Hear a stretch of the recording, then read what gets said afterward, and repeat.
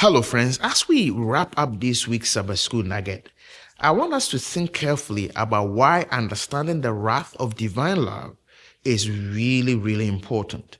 Many people shy from talking about God's wrath, but when we do understand it, it brings depth and richness to our faith experience.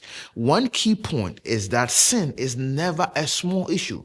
We might shrug off a certain behavior in our daily life, but God's wrath reminds us that all sin damages our relationship with Him and causes harm.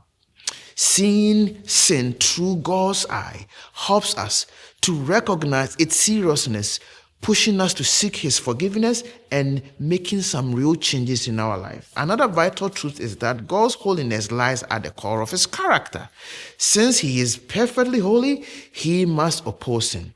This isn't an angry impulse or a mood swing. It's a position that evil won't last forever.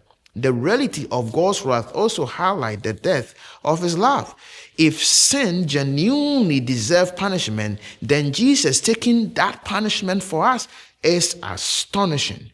Romans chapter 5 verse 8 puts it that God showed His love by having Christ die for us while we were still sinners.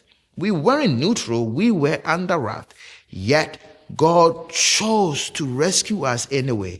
This should fill our heart with profound gratitude for salvation. The cross is not merely a symbol.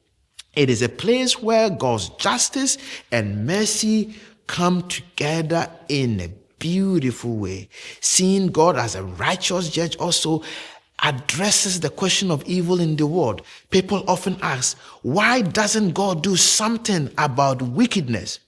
The biblical answer is, He will. Make no mistake.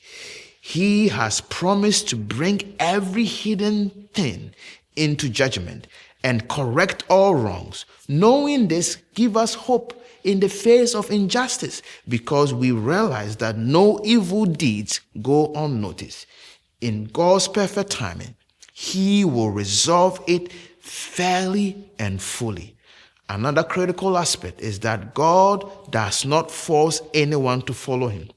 If people persistently reject His guidance, He ultimately allows them to live with the consequences of their choices.